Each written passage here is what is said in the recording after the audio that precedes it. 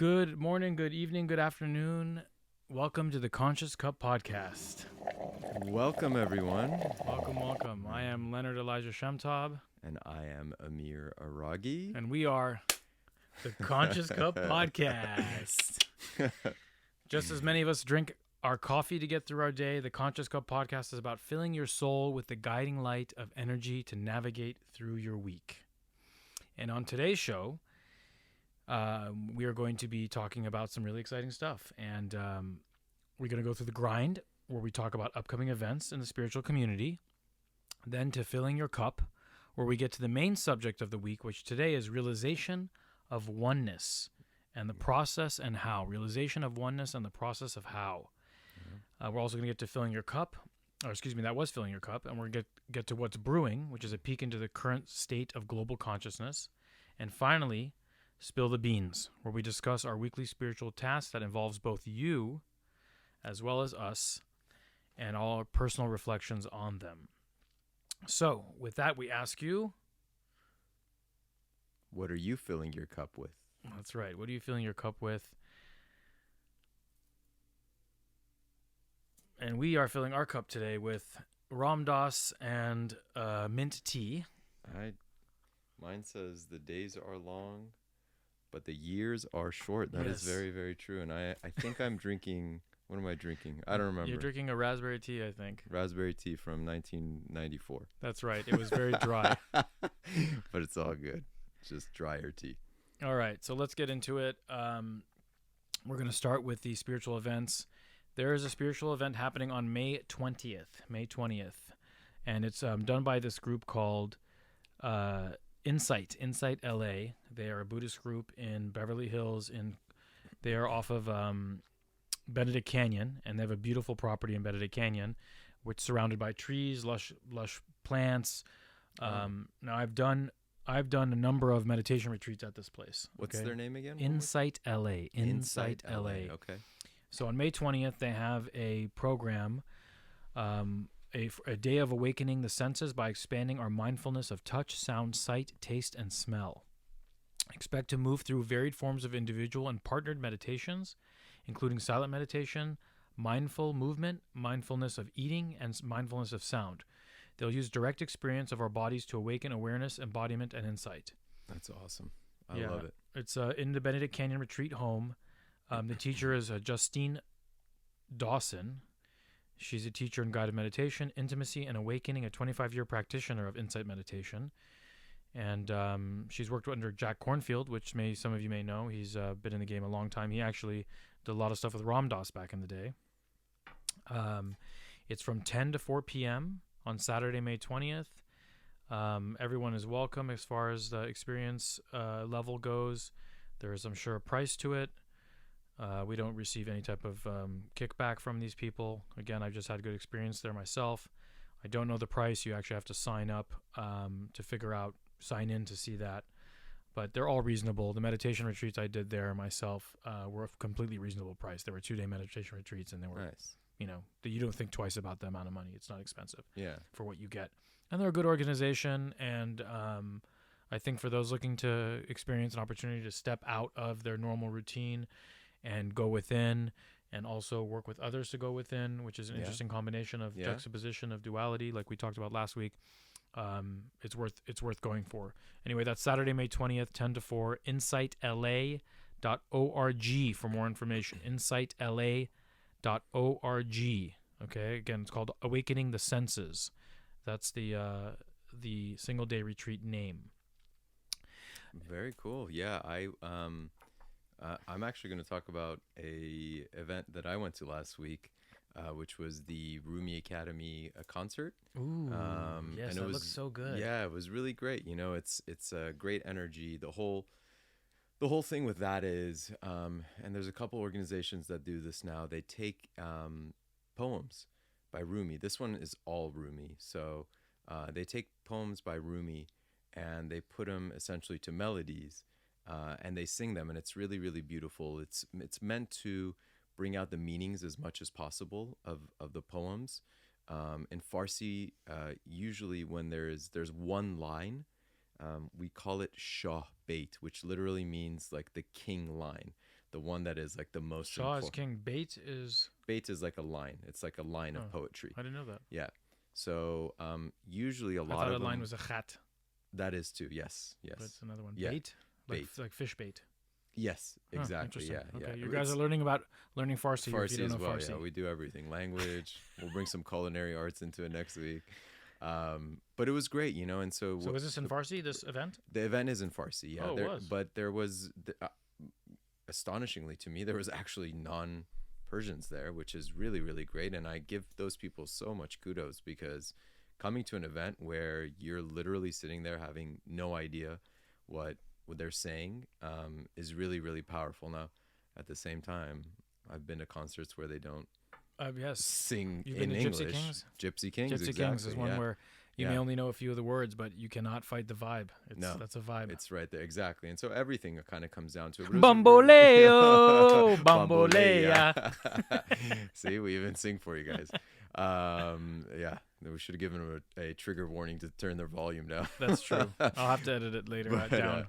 So it was really, really great, and it was a great time, and it's great, you know, with the Inside LA one that you're talking about. It's just really wonderful, and the reason that we wanted to put the grind in to the Conscious Cup is because it is a reminder that these kind of events and these kind of activities are constantly ongoing, and it's a really, really nice reminder of there's a lot of light being spread. There's a lot of love being spread. There's a lot of harmony and joy and similar messages that are being spread and that are being absorbed very, very well. So Right. it was a great event, though. Yeah. Hopefully they'll have another one very, very soon. Yes, thanks for sharing about that. It looked like a great event. Oh, I don't have a date. I'll give you a little teaser. We haven't even talked about this, but I am going to be doing a one day, probably about a 3-hour, I guess, what would you call it? A kind of talk specifically about AI and quantum computing. So that'll be coming up. Most likely it'll be at the beginning of June. Are you going to show the Terminator movie first or no? Yes. That's actually all we're going to do for 2.5 hours. And then I'll talk for 15 minutes. But no, I'm very, very excited about this. This is obviously something we can maybe even discuss a little bit about in the What's Brewing side, where we go through news events. But AI is a really, really big thing. Oh, yeah. That's coming up. And so I will have the details out by next week. That's something that kind of inspirationally came to me this week. And there was so much conversation about it that I said, Got to do something on it. Got to do something on it and spread some awareness on it. So that is the grind. And you also have an event you have an event on a Sunday night in June. Let's remind everyone about that. Yes, Sunday, June 4th. June 4th. We actually, thinking back and forth, because I'm just going with the flow to see what's going to work, we're actually probably going to do it during the day. And there's a couple reasons that we're doing it during the day. One of the reasons is Sunday morning, there's no traffic. So it's a really nice time to drive. And obviously we have people from Conejo Valley, you know, out towards like Thousand Oaks and Agura Hills that come all the way down to San Clemente. And so, Where is this one going to be? Do you know? This one, couple of options. It's not confirmed yet, but most likely there's one that is in the North Valley and there's one in West LA. So it'll be one of the two. But How many people do you think would be coming to this one? My guess is we're going to be about 30. 30? Oh, it's good size. My guess is we're going to be about 30 people or so. And it's a potluck, right? It is a potluck. Yeah, it's a potluck. Well, maybe we could discuss doing it here. Bring your energies. Oh, yeah, we'd love to. Well, I think we're good this time, but maybe July. We do it July. It's going to be monthly. And so I think the beauty of it, too, is, I mean, you know, the last event we had and then the last class of Allegory of the Cave. I get this feedback a lot, and I don't mean this egotistically at all because it has nothing to do with me. But because I'm, you know, running a lot of them, right?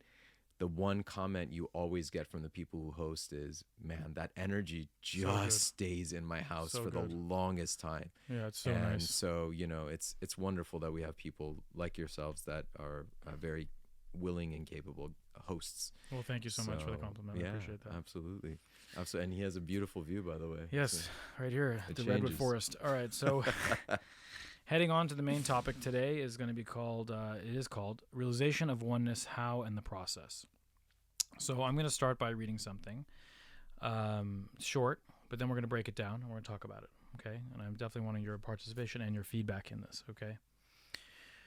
To what degree one has seeking, living in balance and healing and living free of emotional charge, cleared lower chakra blockage, and living in the spaciousness of heart-mind without clinging, one might say that to whatever extent one has done this, a progressive realization of oneness can occur at higher chakra levels.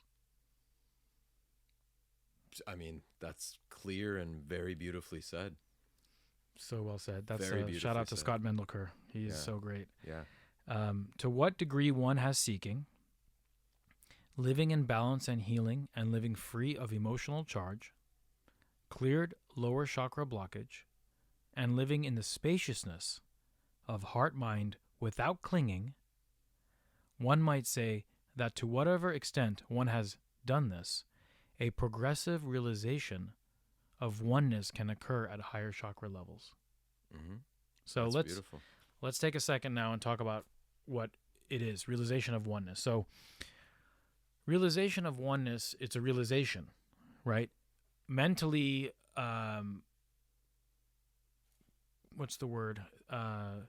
Like grogging? Is it grogging where you like take a subject and you kind of like work with it for a while? I don't know that word. Okay, well, you take a subject and you work with it for a while. So Yeah. mentally doing that with something like this doesn't bring realization, right? Realization happens in an instant. Realization happens usually while we're in jhana and meditation, or we're in silence, or whatever we're doing. Realization kind of just happens. But we can get ourselves prepared to understand how realization can happen. We can create the opportunity for ourselves by preparing ourselves and understanding how it works so that we are more suited for realization. What do you think the key to that is? To realization or to being suited for it? Being suited for it. Well, I've kind of laid it out. Yeah. But in your I in laid your it own out words. here. I mean, it depends what kind of realization we're talking about. But Yeah. you know, in this case, for the realization of oneness, you know, it's the steps are here, and we can go through them step by step. Okay, great. But if you want to talk about your insight on that, I'm open to listening to it. You know, I'm a huge believer because I think what you said in that quote, the way I get it is two things that might sound different, but they're just, I think, different perspectives on one thing. One is holding space, meaning have the space to be able to receive. And wouldn't even say the flip side of the coin is, but another way to say that is live in possibility, right? When you hold space for something, you allow something to be created there. You're allowing for something new to come in. Sure. And that realization is that moment of epiphany. So if your cup is already full, right? Like obviously we're the Conscious Cup podcast, but if your cup is already full, there's no realization because you are what? I know everything. I'm good. I'm already good. No, I don't want to have that conversation. Sure, yeah. Or just be open to it. So for me, it's like a lot of it is space and being in a possibility for something new. I agree. Make sure you hit that subscribe since we're here and you mentioned the Conscious Cup podcast. Make sure you guys subscribe and like and leave a comment. So yes, first of all, having the awareness that something can exist allows for the thing that can exist to come about maybe in an easier way or a more quicker way, because without the realization, or sorry, the not realization, but without the awareness that something like that can exist, it's rare that it will come into your radar, right? That's right. So you open up the awareness or the space for something like that to exist, okay? And then you do the work, and the work is outlined here to get to a position where you could possibly have that realization. Now, we may not get to that real realization today, tomorrow, or this lifetime or next lifetime, but it is possible. And also, it may be possible in an instance to feel it in that moment, but we may come out of it. I've had experiences where I have felt oneness personally. Yeah. You know, do I carry it around with me every day? No, it's harder. It's harder to do that. But let's go into it, okay? Let's go. So, to what degree one has seeking, okay? Seeking is seeking truth. seeking the path, being on the spiritual path, working daily with meditating and studying and service, right? This is kind of the way up the ladder is threefold. It's meditation, study, and service, right? So are we meditating? Are we doing service to others? Are we studying? We're doing those things. We're seeking. Now, the degree to one has seeking, okay, then that's that part. Living in balance and healing and living free of emotional charge. That's a whole nother working. Those are big. Those are big. Yeah. Big. It's quick to say, but that's a yes. big process. This is a very good summary. Yeah. That could be expanded for a long time. Very long time. Yeah. So let's start with living in balance, and let's just take the whole thing: living in balance and healing and living free of emotional charge. Mm-hmm. You want to take it or should I? No. Okay, go for it. So living in balance, right? And being free of emotional charge go hand in hand, right? And healing go hand in hand because, for example, like a trigger is a sign that you need healing in that area, right? And when you're triggered, you're not balanced, So being free of, Ross said that the enlightened being, paraphrasing here, has no emotional reactivity, right? And Buddhism, they talk about it as well, is keeping an equanimous mind. Mm-hmm. That there's not the super highs, there's not the super lows. So even when there's time to celebrate, you're not really fully celebrating because that's temporary. And when you're suffering, you're also not living in the suffering because you also know that's temporary. You're keeping that middle road, right? The middle way. So being free of emotional charge means being balanced, right? Being balanced and being healed, doing the healing work so that you aren't triggered by something, that you're not angered by something. So for example, I posted something on my Instagram yesterday that I thought was funny, but there's a little truth to it. It said that the real you is who you are when you yell representative at the automated answering service. The real you is how you say representative when you call those numbers that are like, hello, thank you for calling. I'm an automated thing and I can help you with many problems. Yeah. Why don't you tell me what your issue is? And you're like, yeah. And you try to tell them and you're like, yeah, like, you guys triple charged me for the phone bill. I don't even have that phone number anymore. It's like, I'm sorry, you want to disconnect your service? And you're like, no, I don't. I have an issue with my SIM card. Please. You want to get a new phone? And you're like, no, representative. And it's like, I'm sorry, I need to know what you're calling about so I can transfer you to the right place. And you're like, representative. And then the fourth time, you're like, listen, I'm about to say representative in a way that's going to, Yeah. So I got to share really funny. Don't forget what you're going to say. This was awesome. I was a kid. I think I was probably, 13 at the time. And we had a family friend that actually lived with us for a while. For like a few months, and really, really close family friend. And he was awesome. Just a really cool guy, funny, hilarious, all that kind of stuff. And this was right when phone systems became automated. And none of us knew what he was, because he was like talking to something and we didn't know like what was going on. And so every time he talked to him, he'd go, operator now. And we're like, that's cool. Like, this is like really cool stuff. And we found out like, a year later that the automated system would say, if you want assistance, say operator now. And he would say, instead of saying operator, he would say operator now. Oh my God. So he had misinterpreted, right? From the perspective, he was saying the phrase, but it was, so anytime there's like a representative or anything. It's like, say your name. Yeah. Your name. Yeah, exactly. Yeah. So, when you're in balance and you're healed and you're not agitated by small stuff and you're not triggered, you're living in balance, right? You don't get frustrated if the it's so story, if the bill comes in high or you get an little axe car, fender bender, you're like, yeah, well, it happens, and you move on and you're in balance, right? When you're not in balance and and we're all not, there are not everyone here. I doubt all of us are fully enlightened, living in oneness beings here. We have triggers. We have some less, some more, some are not as big. A trigger could be just raising my voice and for someone, it could be throwing the phone on the floor and breaking it. Yeah. And for some, it could be, who knows what. So there's levels to it. But when we're living in balance and we're healed and we've done the healing and balance work and we're living free of emotional charge, we've also, in a way, cleared our lower chakra blockage. Right? And I'm going to talk about that a little bit more now. Lower chakra blockage generally refers to chakras 1, 2, and 3, more specifically 2 and 3. Okay?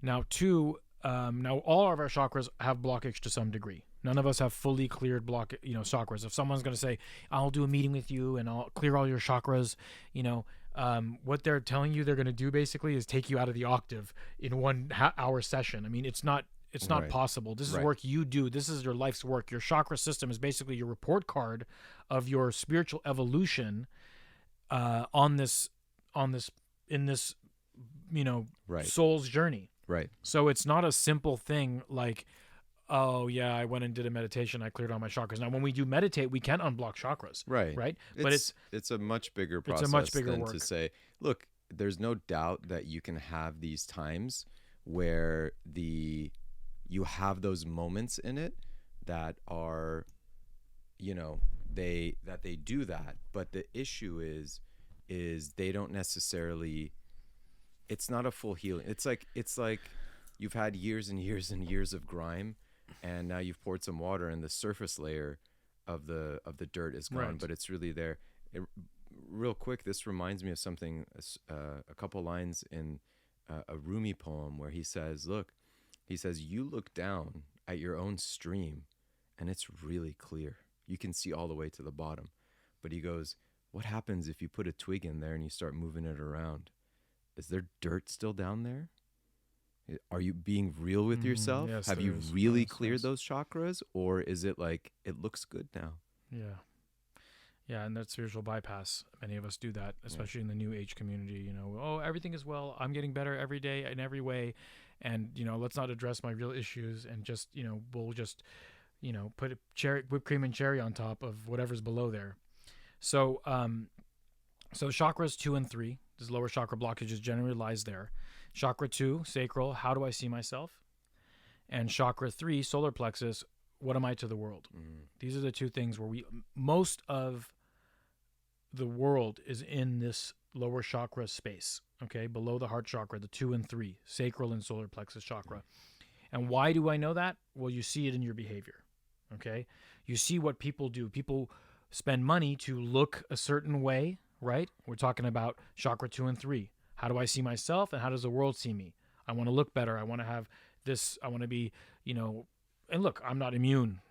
I'm not saying I have none. I'm just saying this is what is. And you can see advertising. Look at advertising, how advertising sells. It's solely going right towards chakras 2 and 3. Totally. You're not enough. Get this product so you become enough. Right.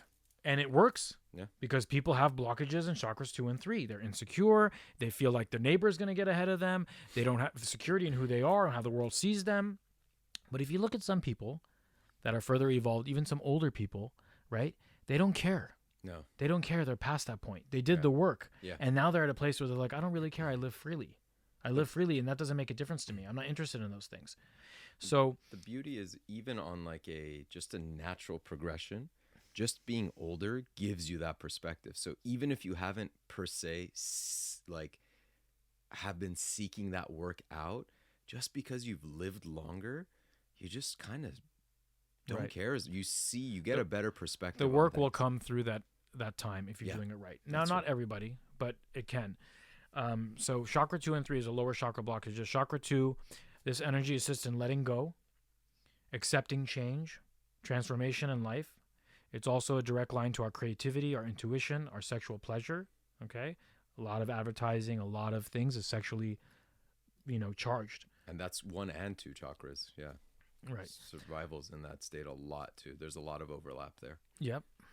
Sacral chakra relates to our physical bodies as well. It addresses our feelings of attractiveness, body image, our intimate personal relationship. It rules how attractive you think you are. If you think you are overweight, too skinny, too hippie, and your body and thoughts will resonate with this negative output of energy. When the sacral chakra is blocked or imbalanced, it can make you feel emotionally unstable. You either be too sensitive or you'll not be in touch with your emotions at all. You may be lacking creativity and discipline, as well as having an addiction to sensory pleasure. So while we're living deeper in this chakra 2 blockage, these are the kind of things that you can look at. Like, are you resonating with the things that I'm saying? Are those things hitting home with you? Are you seeing you're on this side or on that side of it? Then there's no balance. Right? So that blockage, it causes us to not go up further. Right. And to go up further is where we start to get to oneness.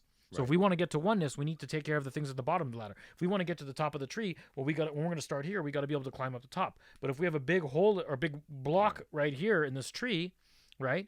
How can I get past it? Well, we got to clear that blockage, or at least open it up enough that we can go higher. Right. So this is what we're talking about. Chakra 3, feeling of self-importance. What am I to the world? How we see that the world sees us. Right. How many people have you met that are holding grudges? This has to do with chakra 3. Or they can't let go of chakra 2, excuse me. No, chakra 3. I'm right here. Chakra 3. Sorry. Trying to confuse you guys. Are you staying with me? Who cannot let go of the hurt after a divorce, a betrayal, an unfortunate job loss. Big things like this that you're carrying on, that's where that sits. It sits in the solar plexus chakra. You've heard the phrase that anger is like drinking the poison, expecting the other one to die. Right. This is also related to chakra 3. So while we're living in the lower chakra blockage, while we have those blockages, we cannot move further up. Now there's levels to it, right? So the more we unblock the lower chakra blockage, and then we live in the spaciousness of the heart mind, chakra 4 and 5, Right. heart, chakra 4, green ray, blue ray, 5, wisdom. So the more we live in 4 and 5, right, which part of the quote is in living in the spaciousness of heart mind without clinging, Right. Right. Big, And right? I want to just touch quickly on the solar plexus chakra. The solar plexus chakra is, I think, where we are starting to. I was huge on this in 2020 and 2021. Huge on the solar plexus and I still think it's very, very important. The solar plexus is where courage comes from. And why this is important is because when you are courageous, you are true to yourself. And when you become true to yourself, you finally open your heart up because you're in that balanced state, because you're in that openness. So if I have anything to say on chakras is get into your courage, be courageous, be that warrior. You're not doing it for anybody else. There is nobody else. All of it is you. But be courageous to your truth. And when you do that, you open that path to the heart, which is that fourth chakra, which is so important because Right. the fourth one is the one that is able to connect. It is like the holder, the transmitter, the one that has access everywhere. And it's obviously right in the middle too. It's like now you have that Admiral's Club pass. Right. Before Right. that, you're hanging out with everybody in the airport, in the busy lounge, and the kids are crying, and the people are fighting with the person at the counter, and suddenly you've now got to the next level, and you're able to have the Admiral's Club where you go and it's nice, it's beautiful, there's free drinks and food, there's a vibe there. You become the eye of the storm. So back to the quote again. So to what degree one has seeking, living in balance and healing, and living free of emotional charge, cleared lower chakra blockage, and living in the spaciousness of the heart and mind, chakras 4 and 5, we've moved past 2 and 3, 1, 2, and 3, now we're in 4 and 5. One might say to whatever extent one has done this, the progressive realization of oneness can occur at the higher chakra levels. So now that we've got past the lower blockage of who am I to myself, who am I to the world, right? I'm secure in that. I'm feeling good about myself, not based on anyone else's, judgment of me or what I think their judgment of me would be. Right. And I'm living clear and I'm coming now from wisdom and love. I'm able to put myself in a position where I can have that higher chakra connection to oneness and feeling of oneness with everybody. And what is, the one that connects those two is the other side. When you gain this courage, when you get to your heart, the other part is that you begin to speak it, right? So you activate the fifth, and when you do, as you start to get this out, the sixth and seventh start just beaming. And that's the magic of the fourth one, is like you said, it's that pass. It's that clearance pass that gets you up there, and then you just start going, right? Like you are starting to get all of these things moving, and it's really, really incredible when you get to that state. By the way, real quick, in meditations, since we're talking a lot about chakras, let colors speak to you too. Oh, they do. Totally. Allow colors to guide you. Well, that's the chakra that you're working on That's right. while you're doing the meditation. for example, like that insight place I mentioned earlier, on the second day of my first meditation, I was seeing a lot of purple and white, and I talked to my spiritual teacher about it, and he's like, yeah, you're working on the chakras. You're working on the seventh chakra. It's white, purple. You're going to feel that you're going to see those colors. And sometimes I see green, and I'm working in the fourth. That's right. Meditation is very, very powerful. It's very powerful. So, all right. So that was the main filling your cup aspect of the podcast. You want to add any more to it? No, I'd like you to read the quote one more time. Okay. If that's possible. Of course. Let's read the quote. And again, thank you to Scott Mendelker. Yeah. If you guys don't know who he is, he's incredible. He has a YouTube channel. It's very deep. And he's my teacher, and I'm very grateful for him. And this conversation I had with him brought about this quote, and I wrote it down. So, I'm going to, by the way, as you read it, I'm going to kind of pause to give a little bit of like some additional stuff as B. So I want this because it's a really beautiful sentence. So right? nice. But it's a multidimensional statement. And so, I mean, you described it beautifully, but to add a little bit more layer to it and make it practical, maybe. To what degree one has seeking. Beautiful. First thing, you are looking, and I want to be really clear on this, because seeking has been bastardized a little bit. When you are seeking, it is within. I'm not going somewhere to seek. It's a vibration that you are in. And when you seek, everything is going like the colors in meditation. You will be open to that. Like you were saying, that being in that neutral state is huge. Sorry. That's really important. Please, if the process is taking the layers off. Yes. We are perfect as we are, and as we grow, we get attachments, and we add stuff. The process of spiritual evolution is to remove and become nothing, Yes. and merge with the Creator. Yes. Go from the wave to the entire ocean. That's right. Right. Yeah. So that's the process of going within. Yes. Right. So to what degree one has seeking, living in balance and healing, and living free of emotional charge. Beautiful. Cleared lower chakra blockage, and living in the spaciousness of heart-mind without clinging. Beautiful. Chakras 4 and 5. And by the way, this really quick goes to, and we're going to get to it and spill the beans, but this has a huge portion of the activity we gave you last week. What are you doing from survival? That statement right there of letting go of those lower chakras is, are you doing anything to survive? Like truly? If you really, honestly, genuinely believe that you are a infinite, eternal being, what are you trying to survive from? That, I think that statement and many of these texts get you there, right? Because when you let go of being the drop and you become the ocean, you're like, and that's this part of here. It says, living in spaciousness of heart and mind without clinging. yes. That's that aspect of it, without clinging. One may say, to whatever extent one has done this, a progressive realization of oneness can occur at the higher chakra levels. Beautiful.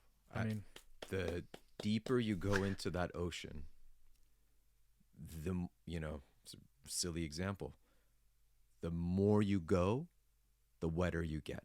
You literally, right? Like, where are you gonna, you gonna put your, pinky toe in? Are you gonna get down there? Is it tough? The more you let go, you realize that you're not losing anything. Yes. You're gaining the entire thing. You're gaining oneness. You're realizing oneness. It's already there. It's already there. Exactly. That's the thing. We are from the Creator. We already are one. Yeah. With the Creator, we are one, but we come here in this illusion, this concept of finiteness. Yeah. See, we're infinite, and the Creator wanted to see what it would be like to create the concept of finiteness, because it's a concept. It's not reality. Reality is actually oneness, right? The raw material is actually called the law of one. Truth is exactly oneness. Yes, exactly. So this is, and that's a whole nother working, but that's what we're getting at here. So, Beautiful. Thank Let's you do for it. reading that Let's do again. this. You know, Yeah. let's work on this stuff, and we're going to be doing it with you. And the exercise I have today is related to this, and the exercise we had last week is related to this, because you know what? It's all an exercise. That's right. It's all an exercise, because this isn't so simple. This isn't like, for many of us, it's not like I told you this quote and, you know, tomorrow morning you wake up and you go to my podcast, our podcast, and you write at the bottom, "Thanks so much. I did it. I'm in oneness." Yeah. Yeah. Maybe. Yeah. Okay, Yeah. but it's a working. It's a working. Do it. Go exercise that muscle. Go give that vibration more space. Look, it's you know, I'm going to use an example that my sister brought up, that Della brought up a while ago, and I love this example, right? But if you imagine a mountain that's been untouched, and the first time that it rains, what happens? The water has to go down the mountain. What does the water do? It starts to find a way to go down. The next time it rains, it's more likely to go down those spots. Now, over the course of, if we're talking about mountains, over the course of 500,000 years, the way the water moves is going to be really, really clear. But guess what? With us, over the course of 10, 20, 30, 40, 50, 60, 70 years, you get into these default modes, and that water begins to go down these paths. You have to stop and say, let me pull myself back and see where the water actually wants to flow, not where I've been forcing it to go down. Less of me, more of thee. Yes. And that's that exercise. To become no right? thing. To become no thing. Totally. You know? Totally. Beautiful. All right. We appreciate you guys with us. Yeah. If you'd like to hit that subscribe or make a comment about all this, we'd appreciate it, or a like even. All right. Heading on to what's brewing. What's brewing? News events. We'll keep it brief this time with what's brewing. Yeah. And, you know, sometimes Alfred has something to say about it too. You know, he Alfred agrees. does not want us to keep it brief. He's like, I want to know what's brewing, man. Give me something good. So last week we talked about Tucker Carlson and him being fired from Fox News and all that. It's come out that he's going to be on a Twitter show. He's going to have a Twitter show, and you know, it's amplifying tensions with Fox News now. You know, right. that he's doing this. You know, Because Fox News doesn't amplify tension, just like CNN does. Yeah, it's this. The news game is so funny. You know, It's really funny. So I saw this quick video while I was doing the research on this, and it was like this guy was so upset about it, and he's like, you know, Twitter where they you know, they have hate speech, and they don't have tolerance for, you know, XYZ, and you know, he went on and bashed Twitter for like 5 minutes, and then he's like, now they're gonna have Tucker Carlson on there as well. What is this, a free for all? He was so upset about it. Yeah. And then the other correspondent, you know, it's all about the agenda that they were trying to push, comes in, and he's like, yeah, it's a free for all. They just want to have crazy stuff on there, and he's gonna add to this craziness of Twitter. I mean, who's on Twitter anymore anyway? It was like this big bashing of it. I mean, what else are you gonna expect? You know, the funny part is, in his statement, he's saying, why don't they have allowance for? I know, this is what was so funny. And then he's literally counteracting himself and say, that's become the thing, right? I'll have allowance and space for whatever I think is right, but everything else that's not, there's no space for it. That part right there. That's called a dictatorship. Period. Right. Period. And that was so funny. What he was saying is that Twitter doesn't have tolerance for this and that. And then he's like, and this guy wants to come and have freedom of speech. He didn't say freedom of speech. Right. He said he wants to just come and say whatever he wants. Right. And are they going to put a stop to it? We can't tolerate that. He said, are they going to put a stop to it? Yeah. Are they going to put a stop to it? And it was like, dude, 14 seconds ago, you just talked about tolerance, and now we're talking over here about censoring speech. Right. You know, so you know, it's just hard to see your own shadows, right? Right. It's just funny, and you know, I don't watch a lot of the news. I'm not a news guy. I have never been a news guy. You know, it's been years since I watched the news, and doing this makes me go into the news world for however long it takes me to come up with whatever I need to do, and it's strange. It's very strange, and I guess that's the proper word to say at this point. And you watch these people talk, and you're just like, what is your problem, bro? Yeah. Like, take a deep breath. Well, you know, it's all robots. about amping up with an agenda, and they want to tell you how to think. They're robots. You know, but you guys already know about the news. Yeah. This is not about this. This is not about the news. So anyway, they become like robots. Right. Just they're given a piece of paper and read this, and okay, as long as you give me money, Yeah. I will read whatever you want me to say. All right. So is there any? There's another thing of what's brewing, right? By Let's the talk way, about it. real quick on Tucker Carlson, I saw somewhere that Fox News has lost 100 million viewers since that has happened. In 100 million? Cumulative, right? Not like 100 million people went away, but cumulative since he has left, which is crazy to say because I think his show was by and far the number one thing. And by the way, I never watched Tucker Carlson. I don't think Leonard did either. I watched a clip on Instagram Yeah. here and there. I'm No, not no, a but I regular mean, watcher. like, neither it's not one about of this. us. This is not about Tucker No, Carlson. not at all. It's But just the concept of how the news operates, and if someone wants to say stuff, how they treat it and treat, Yeah. it's just that kind of thing. I don't agree with him on everything he says. I don't know everything he says. Right. So I can't agree with him. I'm not a fanboy of his or whatever. But this was just an interesting example because he's someone I know that was very free in what he was saying. right. By And the we way- saw the same kind of behavior with Joe Rogan and how YouTube did with Joe Rogan and how they censored a lot of stuff that he said and how the CNN came in and said this and that about him and they put a yellow filter on him and how they treated him, right? And it was like he can't just say what he wanted because even his own experience he was saying what he wanted or his perspective and it was like you can't say that. Right. And then when he was going to leave YouTube, and this is from him saying it, when he was going to leave YouTube the last month, they took a bunch of his videos down initially because they said they demonetized them. They said you can't say those things, so we're demonetizing these videos. Right. And then the last month before he left, they just put them all back on. He said they put them all back on because they were like, okay, well, let's just make this money. Yeah. Let's just make this money. Right. But 6 months ago, you were like, you can't say those things. That's against our community standards. But now that I'm leaving and you want to make money, it's okay. What happened to the community standards? Right. I guess the community standards have a lot to do with cha-ching. That's right. That's right. That's right. Follow the money is the easiest path to go down. But look, I love the meme of he goes science and it's a guy with a telescope. What do you call it? Like a microscope, and he's got a big wad of cash. Yeah, exactly. And it's like right. it's like science. It's wild. But yeah, I mean, look, all of these things that happen, again, it's for the best thing. I think since YouTube did that, it's probably the greatest move for Joe Rogan. Because I think his show has exploded since then. Oh yeah, Exploded since you then, can't. right? You It's can't. free advertisement. You can't. Even there was issues. Even on where he is now on Spotify, there was issues with people, and things that he said and all that. People are gonna have opinions. There's people listening to this right now who are probably gonna vote it down and make their opinion on it too, and that's okay. That's the solar plexus. Be courageous in who you are. You're not doing this for anybody else if you are, that's an attachment. Period. You need to be courageous in who you are. But again, these things move in those ways, and those are beautiful things. We said it last week. I think this is probably a great thing for Tucker because he is able to reposition himself. He's not attached to anything. He has created what? Space and possibility for something new to grow. And so I think that's a wonderful thing for us to remember. Something else real quick. This is just a mention. I'm going to kind of branch off quickly from it, but the 16 people have been indicted for the events of January 6th, 2021. What have happened on January 6th? It was what do they call it? Besides the day after my birthday. The insurrection? Was it called the insurrection? I don't know. When the protesters went to Capitol Hill yes, to protest the election. I love that that's an insurrection, but the Patriot Act is not an insurrection that everyone supports. Why? Because we're in a state of fear. Anyways, 14 of the 16 people that were indicted.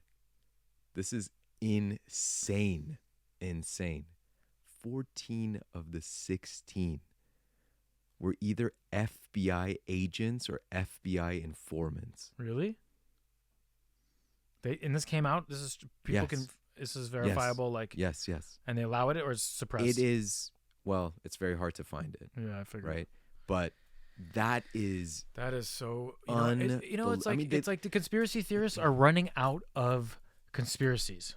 If you got some good ones, put them in the comments because everyone said, not everyone. Excuse me. Let me take that back. Many people said in the conspiracy theory community, or the people who are so-called unplugged from the Matrix community, said, "Oh yeah, this was a total setup.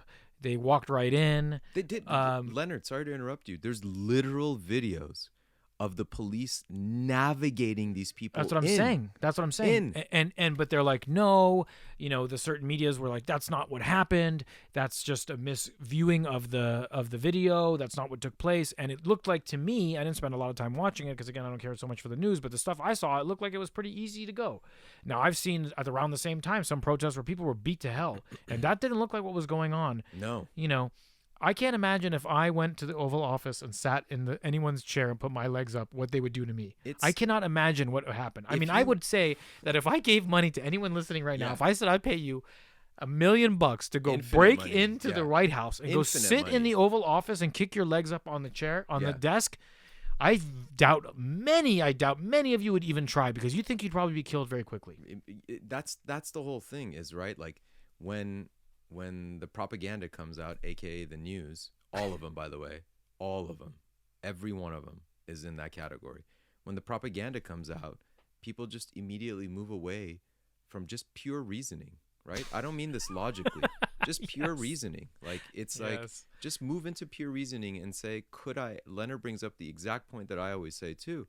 Always. It's like you make a wrong step in Washington, D.C., the cops are all over you. Right, they have snipers everywhere. I mean, there's God knows the protections. I mean, when we left that strip club and you were sloppy and fell, the cops were right there. Okay, I mean, it was crazy. Listen, I'm just kidding. It wasn't a strip club. It was an Indian Joe restaurant. And Donald. You know, we love those, especially in DC. It's the political ones that are the best. You know. But it's exactly. They're working on campaign contributions. I think they are. Well, those are the biggest donors, right? They go to the same. They go to the same outlets. They have to erase this part of the I just want to say this. I don't care at all. It's irrelevant to me. But please, for the sake of your own well-being, let go of political identity. It is such a damning thing for the consciousness of the United States. While people are bashing each other in the head, I know. We are just causing more division. Let it go. It's Who cares? two wings of the same plane. Yeah. Just don't do it. And the more we believe in it and the more energy we give it, the more it exists. Don't do it. Yeah, I mean, look. But you can do whatever you want. We're not telling you what to do. No. But we think, in our own perspective, it would be great to rise above left and right and realize the unity, right? The oneness of it all. You know? That's right. Don't feed the look. Just don't feed it. Right? Like it's that old adage. If you stop feeding something, it'll naturally go away because there's no energy going towards it. Stop giving this stuff energy. Like who cares? Really? And I say this because a lot of the people, you know, who think that they have risen above this and stuff, it is really interesting because they have a lot of faith either in Trump or in Biden. Right? Less in Biden, I would say now. Who has faith in Biden? I'm just curious. If you have faith in Biden, bless you. Yeah. Bless you. We send you love. We send you light. And we wish you the best. But I'm specifically now talking to the people even more so who are viewing Trump as this savior guy who's against the Matrix. No one is going to save you but yourself. No, not only that. Look, he's the one who brought Fauci in, right? He's the one who put in people from Chevron and Goldman Sachs. And it's the same thing over and over again, all over and over again. Let it go. Politricksters. Yeah. So anyways, that was what's brewing. All right. And that is the news. Look, we obviously want to bring you this stuff in what's brewing because it is important, because once you bring awareness, and the reason that we bring it up is because we want to give you another angle on it. We want you to see through it, not into it, right? I'm going to say this forever. Be aware of the spider web. Don't fall into it. Be aware of the spider web, but don't fall into it. You got this news? Cool. You want to research it? Do it. But don't be emotional about it. Don't get sucked into it. Don't get angry at it, because if you are, it's doing the wrong thing. Yeah, it's actually exactly what it's meant for. Yes. The idea is to startle you. The idea is to get you to go to a lower vibration of fear, and that way you can be controlled. And look what they did. Look how they played the pandemic. You know, let's get you scared, and that way you can take our solution. Right. We're here to save you because you're so scared. You know, how can we save you? What can we do to to save you. You know, we are here. We're the ones that are the saviors for you. When really, it's something you got to do inside. And all the people I know that disconnected from the media during that period of time were living much happier lives, and they went from living in complete fear of leaving their house to living a somewhat normal life. I actually miss those days. The 101, the 405, the smog. All right. It was I don't miss them. just awesome. All right, moving on. Let's talk about the spiritual task. Let's talk about that was a self-serving comment, Mr. Amir. All right, so last week our spill the beans task was, Mr. Amir, we asked you to look at any activity, any energy, specifically activity though, and activity stems from energy. So I just want to be clear on that you do that comes from survival, on any level of survival, anything. It just doesn't matter. By the way, including the thought of, and this one's tough, including the thought of making money. Because the vast majority of us, when we wake up, usually 5 days a week, the activity that we're doing, we think about money, is about money. And so what I'm not saying is let go of money. That was not the task. But the idea is, even if you're going to work, can you at least take a new perspective and say, let me have fun today at work? Right? It's a different vibration that goes into it when it's not survival, because play comes in, possibility comes in, right? New ideas come in, new paradigms can go. You let go of other things. You let go. You are not attached so much. Right. See, the letting go is what allows for those things to happen. That's right. You know, that's right. When we're holding so tightly, nothing can take place. That's right. You know? Spill the beans. So I'm going to spill the beans. So for me, I had experiences where I did notice I was coming from survival. And then I kind of felt like I'm going through something right now that's, in my opinion, a good challenge, a good catalyst for growth. And how I reacted to it, I felt like was part of the purpose of why it's there. And if I want to level up, I have to face these kind of things. And at first, I faced it in the matter that we're talking about, and I looked at it from a survival instinct. And then later I said, well, I trust the Creator and the creation, and what will be, and why do I have to stress out about this? And all will be well. I've been made it this far, and, I'll make it tomorrow. Yeah.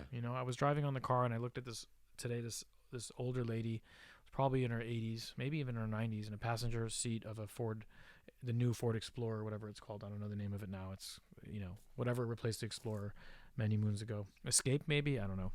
Escape. How funny. Anyway, I looked at her and I said, that woman is getting driven by her son probably, and they're probably going somewhere, wherever it may be. And she's an older lady. It's like, look, she got to this age. She's been driven around. In that time, she had major stresses, financial issues, love that's come, love that's lost. People have passed away. Pets have passed away. She's made money and lost money. She's faced, health challenges. And she's sitting there in the passenger seat, going to have lunch or whatever it is with her family, and all is well. I don't know. I didn't talk to her, but she's going, and she's alive, and she looks all right. Right. We're going to get there. How old are you now? Did you face major challenges before? I know I did. We faced some big challenges, right? We're still here. That's right. The first kid you have, that commercial, the first kid you have, that woman is like, no one can hold my kid. No one come around my baby. She's got hand sanitizer in her purse. Every single person that comes near the baby, you want to touch my baby, they squeeze the sanitizer on her. Only a couple seconds, she takes her back.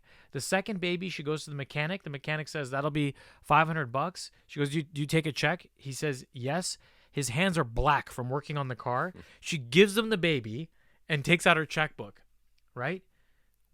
We've been around the block a few times now. We don't have to hold on so tightly. That's right. We can let go, and we can just trust the Creator and the creation and go with the flow more. Less of me, more of thee. That's right. Right? That's right. Did I spill the beans well? I kind of turned into a lecture. No, it was great. Yeah, look, I've been practicing this for a really long time, of coming from survival, but it's always great to fall back into that energy. It is extremely important, because when we clear survival, and this goes back to what you were saying initially in filling your cup is that when you clear survival, you open space for you to just be able to do other things. Right. And so it's so, so important. I'm going to mention this really quick, but in the Shahnameh, which is I would say one of the greatest pieces of literature ever written. Big statement. It's a Persian, it's an Iranian epic story. It's 60,000 couplets. And when these guys go into town, the armor that they wear, the symbolism of the armor that they wear is that it is the armor of survival. Now, a lot of people go, well, isn't that armor? It's for you to survive. The beauty of it is that they are protecting themselves from ever worrying about survival. Does that make sense? Yes, totally. You are holding a space so that survival is irrelevant. Now imagine that, literally now in battles and wars. Like, I want you to physically think about a war, right? You have all of the weaponry, whatever, on one side, and let's say the other side has decent weaponry. But if that side is coming at you and they are 0% concerned with survival, that's scary. like, Yeah. I just got the chills. Look at the way they looked at Tom Cruise in The Last Samurai. Do you remember the last fight scene where they were like, dude, these guys are crazy. Right. We have guns, we have cannons, we have this, we have that, and these dudes don't give a you know what. Right. And they were the initial fighters, like the soldiers, the frontline soldiers, were freaked out. That's right. And by the way, the Matrix showed this beautifully the first time that Agent Smith got hit, and he was just in shock, like, what? Yeah. And then at the very end, spoiler alert. Okay. At the very end of the movie, if you remember the very first part of it, what happens? When he dives into Agent Smith and from the inside out, he brings light, the other two immediately Bounced. start running. Yes. They're like, nope. No thanks. And that's the energy of not being in survival. And oneness. 100%. We became one with. From the inside of that, it came out. So, anyways, beautiful. that was last week's task. So today's task, this week's spiritual exercise is going to be in relation to what Amir brought up, which is being true to yourself. Right? You mentioned that. Talk a little bit about that. Talk a little bit about that. And how can we practice that? Being true to yourself, I think the number one thing is seeing where your vibration is, seeing where your energy is, and letting that kind of come out. Now, the reason I kept bringing the solar plexus up is because you have to be courageous to do that. Courageous from what? Judgment of others. More, by the way, just on that, usually we're not even caring about the other person's judgment.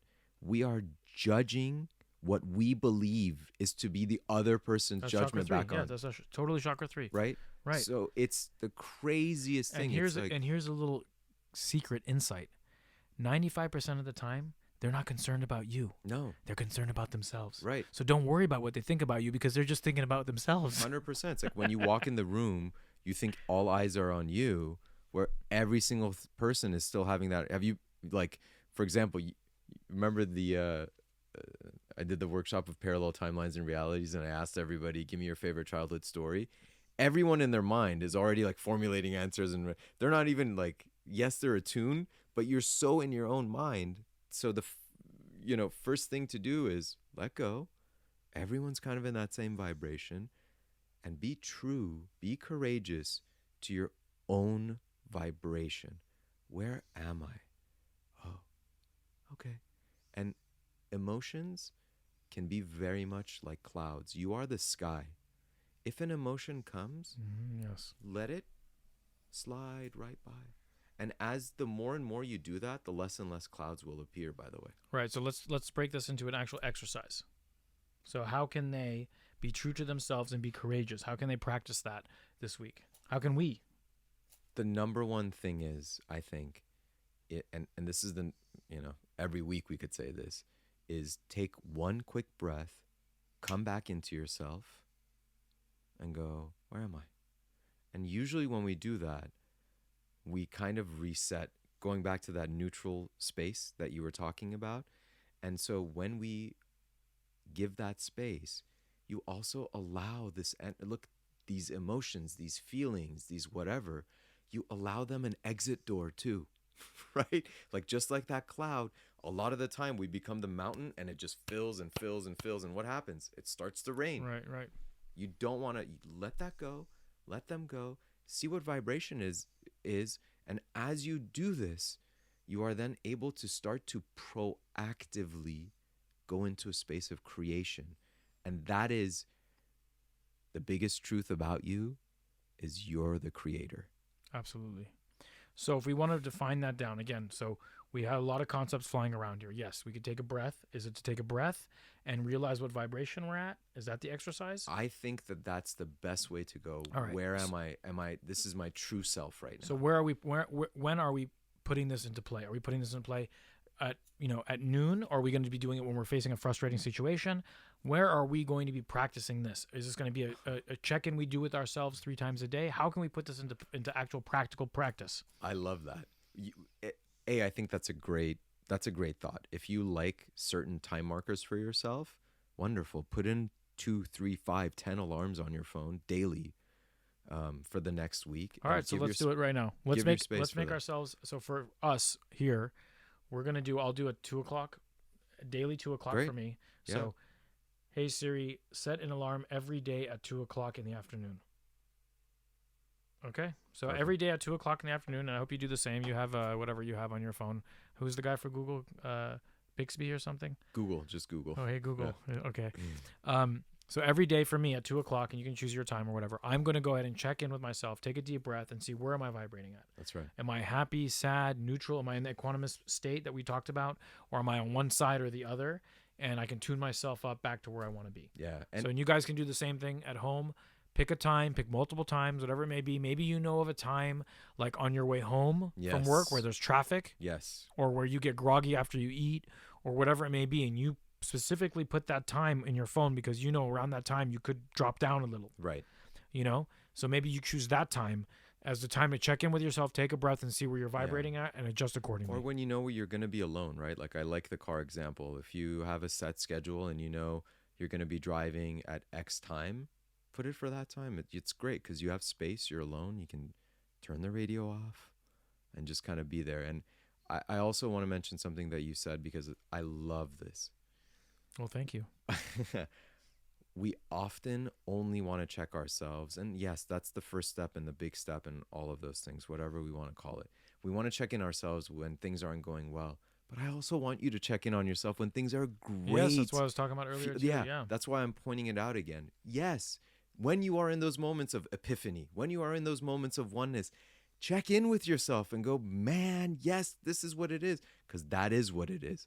Start to feel that energy even more. It's wonderful. You should absolutely do it when things aren't going right and wrong. Don't exist. Your way, really. Your way, right? That's what it is. You're in your own way. That's why it's not going in your way.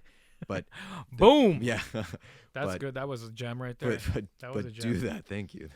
Big gem. Major key alert. Yeah. Drop the siren. But I love that. That's a beautiful task. Check in, be true with yourself, see where that vibration is, up or down, left or right. Be true to you in that moment. And if it's an energy that is coming a little more from fragmentation, create the door for it to leave. Right. All right. So thank you guys so much for being with us. We ask you again that you hit the subscribe button if you haven't already. Please hit that like. It really means something to us. Make a comment. Let us know that you're listening. We really appreciate it. Even if it's just a thumbs up, we'd love to see it. Spread the word. Tell your friends. Tell people that light is supposed to be shared.